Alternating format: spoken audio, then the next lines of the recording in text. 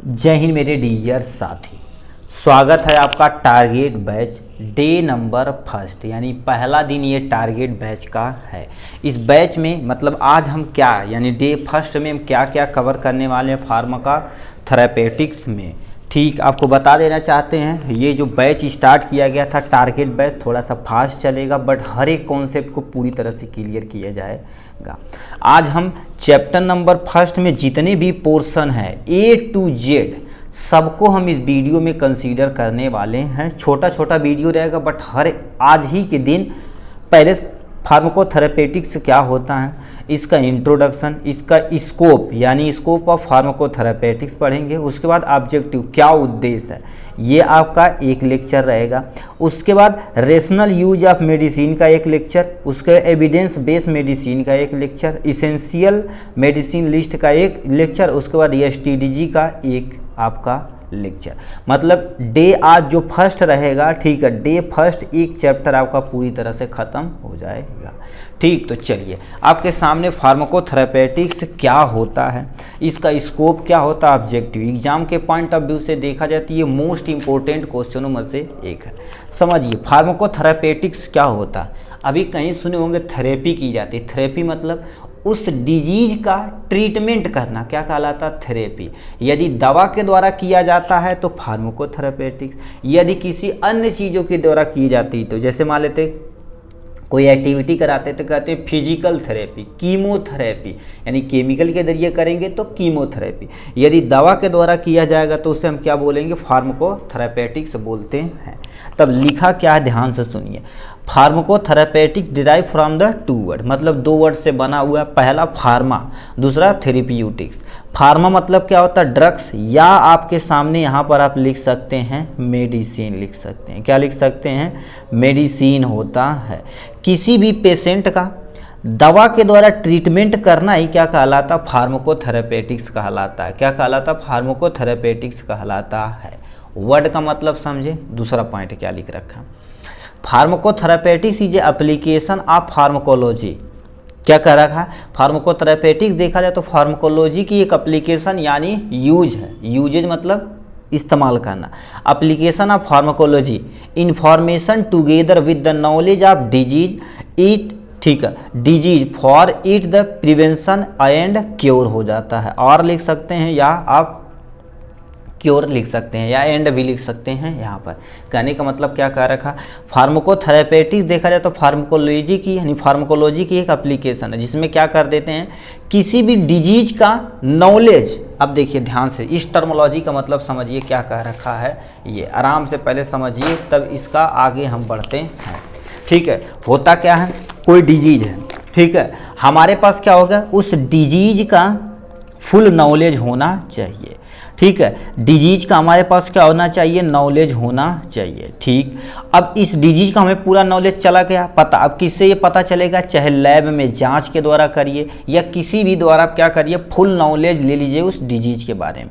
फिर ड्रग्स के द्वारा, ड्रग्स मतलब मेडिसिन के द्वारा उसे चाहे ट्रीटमेंट करना, क्या करना, चाहे ट्रीटमेंट करना, ठीक है, या केवल क्योर करना, मतलब थोड़ी समय के लिए रुकावट करना ही क्या कहलाता, फार्माकोथेरेप्यूटिक्स कहलाता है। वही चीज़ लिखा, फार्माकोथेरेपेटिक्स देखा जाता फार्माकोलॉजी की एक ब्रांच है जिसमें इंफॉर्मेशन किसके किसके बारे में, टुगेदर साथ साथ, नॉलेज ऑफ डिजीज, डिजीज की फुल नॉलेज होनी चाहिए और उसे कैसे प्रिवेंशन करना, मतलब उसे बीमारी को कैसे रोकना है अथवा बीमारी को कैसे क्योर करना ही क्या कहलाता है, फार्माकोथेरेपेटिक्स कहलाता है।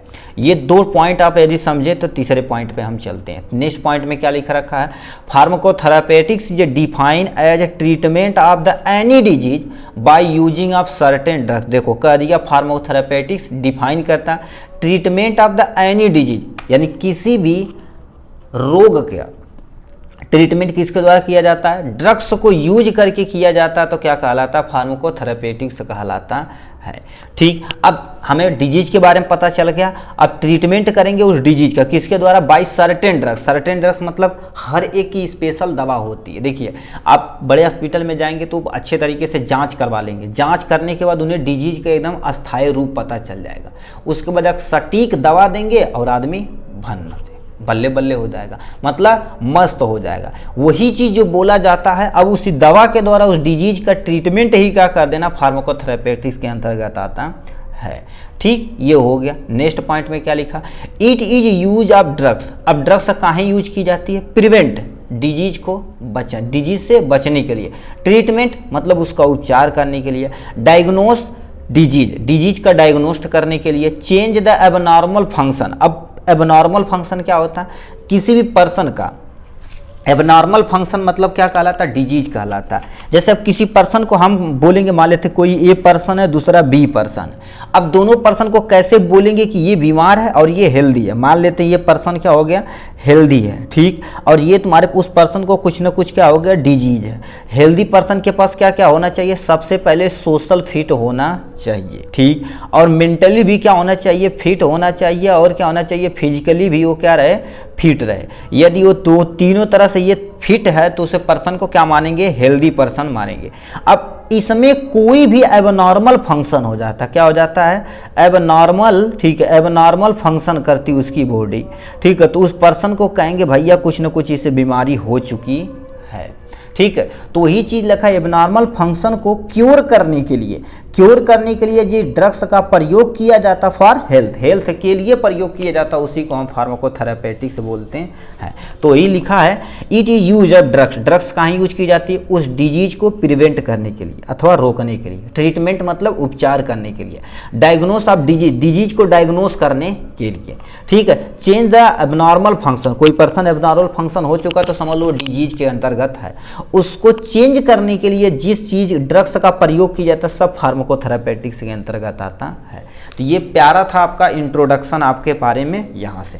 अब मान लेते हैं आपसे क्वेश्चन पूछे, यानी डिफाइन, देखिए क्वेश्चन आपको एग्जाम में किस तरह से पूछा जाता है उसको डिफाइन फार्माकोथेरेप्यूटिक्स हो जाता है, ठीक है।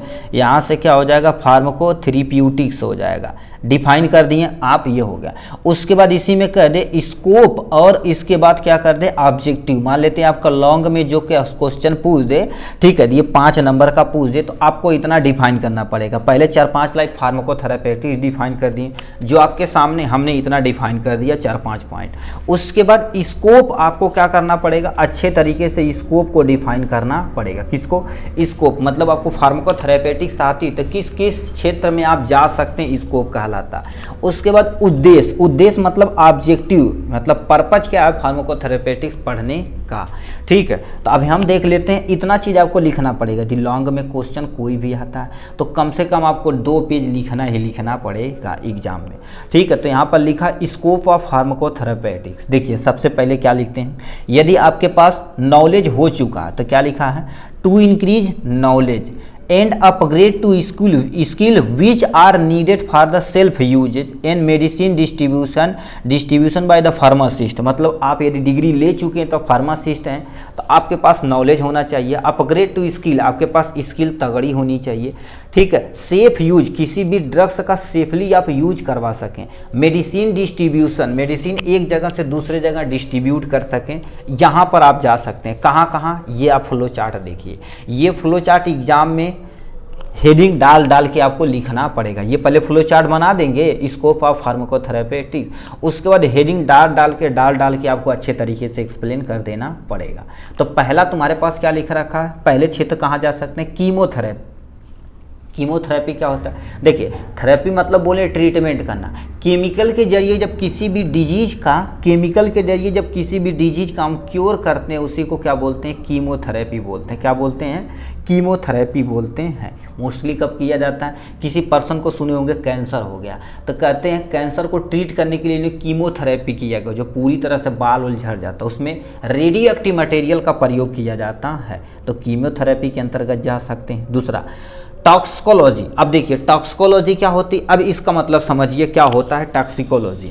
देखिए ये तुम्हारे पास क्या हो जाएगा, टॉक्सिकोलॉजी हो जाएगा। अब इसे तोड़ा जाए तो टॉक्सिक मतलब क्या होता है, टॉक्सिको है, टॉक्सिक मतलब क्या होता है, जहर होता है, हिंदी लिखते हैं जहर होता है। और लॉजी कहीं भी रमल समझ लो तो उसका अध्ययन करना, यानी जहर का अध्ययन करना ही क्या कहलाता है, टॉक्सिकोलॉजी कहलाता है। यदि आप फार्माकोथेरेपेटिक्स अच्छी से पढ़ लेते हैं टॉक्सिकोलॉजी में भी जा सकते हैं।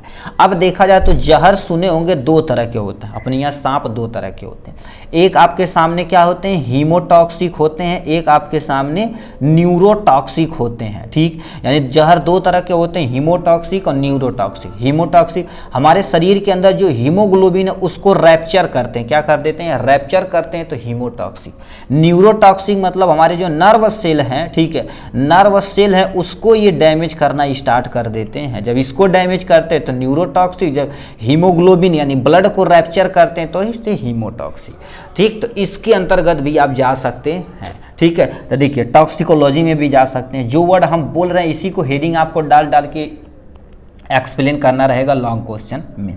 टॉक्सिकोलॉजी दो तरह का होता है, हीमोटॉक्सिक या न्यूरोटॉक्सिक। पहले लिखेंगे toxicology is the branch of pharmacotherapy which deal with the toxic substance या poison substance is known as toxicology. ये हो गया। तीसरा क्षेत्र में कहाँ जा सकते हैं, क्लिनिकल फार्माकोलॉजी में जा सकते हैं। अब बताइए क्लिनिकल फार्माकोलॉजी मतलब क्या कह रखा, कोई बंदा है, अब बताइए उस बंदे को किसके बारे में, डिजीज के बारे में पता चल गया, उस डिजीज को किस दवा के द्वारा क्योर करना है, तो अपना क्लिनिक खुद खोल के वो अपने से स्टडी मतलब उसका ट्रीटमेंट कर सकता है, इसके अंतर्गत भी जा सकते हैं।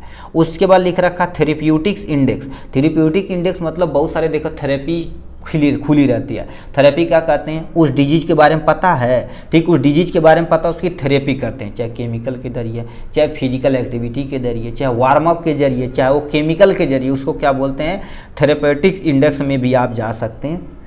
दूसरा लास्ट में तुम्हारे पास क्या जा सकते हैं, बायोलॉजिकल हाफ लाइफ। अब बायोलॉजिकल हाफ लाइफ क्या होता है, आपको डिजीज पता चल गया, डिजीज का कंडीशन पता चल गया, अब उसको कितनी अमाउंट में डोजेज मतलब दवा देनी है कि लंबे समय तक वो मेंटेन हो सके। अब कोई भी पर्सन एक बार जितना मेडिसिन इंटेक कर लिया, हाफ लाइफ कहने का मतलब क्या होगा, कोई पर्सन ए वाला बंदा है, ठीक है, ए वाला बंदा मान लेते हैं 500 mg कोई ड्रग्स लिया, कोई भी mg कितना भी mg ले सकता।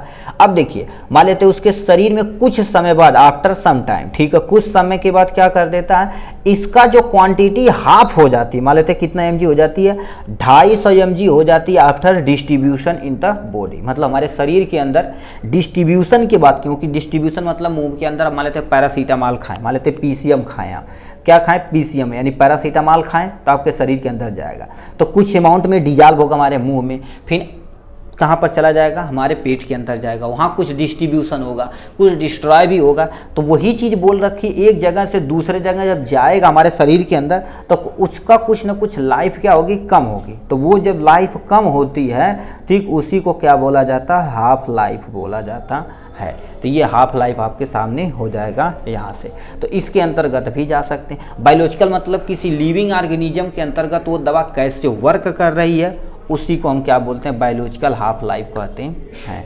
ठीक, तो ये हो गया इनके बारे में। नेक्स्ट में क्या लिखा, gene therapy, gene base therapy कर सकते हैं। जीन बेस थेरेपी क्या कर देती है, जैसे अब जीन क्या होती है, डीएनए की जो सबसे स्मॉलेस्ट यूनिट होती है उसी को हम क्या बोलते हैं, जीन। मान लेते हैं तुम्हारे पास क्या हो जाता है, ये डीएनए है, ठीक है, ये डीएनए है। अब डीएनए के अंदर कुछ ना हमें बदलाव करना है, तो हमें फार्माकोथेरेपी मान लेते हैं इस जीन के अंदर, मान लेते हैं ये तुम्हारे पास 8वां 10वां 9वां 21 नंबर कुछ भी नंबर है, ये जो जीन है इसी के अंदर डिजीज है, इस जीन को निकाल के दूसरा जीन यहाँ लगा देना क्या कहलाता है, जीन थेरेपी। जो कौन करते हैं, एनिमल टेक्नोलॉजी वाले करते हैं। ठीक है, यदि आप इंटर कर लेंगे, ठीक है, यानी आप 12 कर लेंगे, 12वीं के बाद क्या कर सकते हैं, प्लांट टेक्नोलॉजी या आप एनिमल टेक्नोलॉजी में जा सकते हैं, तो जीन थेरेपी में हेर फेर कर सकते हैं। जैसे भी आज सुने होंगे, पहले एक आध फूल टाइप, गुलाब का एक आध टाइप का फूल रहता है, अब देखेंगे कईयों तरह के फूल रहते हैं। क्यों, क्योंकि जीन थेरेपी से हम उसका कलर कॉम्बिनेशन सब कुछ चेंजेज कर रहे हैं, तो उसी को क्या बोलते हैं, जीन थेरेपी बोलते हैं। ठीक है, ये आपके सामने जीन थेरेपी हो जाएगी, तो जीन थेरेपी में भी आप जा सकते हैं। नेक्स्ट में क्या लिखा, फार्माकोजेनेटिक्स। जेनेटिक्स मतलब क्या होता है, वही जीन के अंतर्गत यानी क्या ड्रग्स के द्वारा जेनेटिक में एक्सचेंज करना, जेनेटिक में क्या कर देना, हेर फेर करना, क्या कहलाता, फार्माकोजेनेटिक्स कहलाता है। इसके अंतर्गत भी आप जा सकते हैं। नेक्स्ट में क्या लिख रखा है, इंट्राजेनिक डिजीज। इंट्राजेनिक डिजीज मतलब डिजीज का आप क्या कर सकते हैं, अच्छे तरीके से क्योर कर सकते हैं। ठीक, वो जो बड़ी बड़ी डिजीज होती है उसका देखेंगे कॉम्बिनेशन, एक नहीं कईयों दवा रेसिस्टेंस के तौर पे दी जाती है। जैसे मान लेते अभी कोई दवा दे रहे हैं, लंबे समय से काम कर रही है बट वो ठीक ही नहीं हो रही है, ठीक है, ठीक ही नहीं हो रही, तो इंट्राजेनिक डिजीज उसे कहते हैं। तो उन्हें हम क्या करेंगे, कॉम्बिनेशन में ड्रग्स देंगे। क्या देखेंगे, जैसे टीबी में भी देखेंगे ना, तो एक दो नहीं, कॉम्बिनेशन में अभी सर्च करना AKT4 टैबलेट होता है, इसमें 4 केमिकल रहते हैं। कितने, 4 केमिकल कॉम्बिनेशन में दी जाते हैं। ठीक है, 4 केमिकल जो क्या कर देते हैं, टीबी को यानी ट्यूबरकुलोसिस को ट्रीटमेंट करने के लिए प्रयोग की जाती है, वही इंट्राजेनिक डिजीज के अंतर्गत आता है। तो इतनी सारा क्या होगा स्कोप है, इसके अंतर्गत आप जा सकते हैं आराम से। तो ये हो गया आपका पहला पॉइंट। ठीक, स्कोप आपको फ्लो चार्ट बनाना है। नंबर 1 इसको लिख के 1-2 लाइन लिख देना, इसको लिख के 1-2 लाइन, इसको लिख के 1-2 लाइन, ऐसे आप 2-2 3-3 लाइन लिखेंगे, आपका 2 पेज भर जाएगा। ठीक, ये हो गया। अब हमारा स्कोप हो गया। नेक्स्ट पॉइंट में देख लेते हैं ऑब्जेक्टिव, एक्चुअल में क्या उद्देश्य है फार्माकोथेरेपेटिक्स का। अब देखिए यहाँ से हम क्या कर सकते हैं, इतना सारे कहाँ पर आ गए भाई, वेट पता। ठीक, तो ऑब्जेक्टिव यानी उद्देश्य क्या है, देखिए हमारे सिलेबस के अकॉर्डिंग देखा जाए तो जो हमने ये टॉपिक फार्माकोथेरेपी इंट्रोडक्शन देखा, स्कोप देखा, अब हम क्या देखते हैं, ऑब्जेक्टिव देखते हैं। तो इसका उद्देश्य क्या है, अब आपको पता चल गया होगा कि इसका हम उद्देश्य कहाँ पर कर सकते हैं। किसी भी डिजीज को अच्छे तरीके से क्योर करने के लिए इसका उद्देश्य है। तो लिखा to ensure proper and rational use of drugs.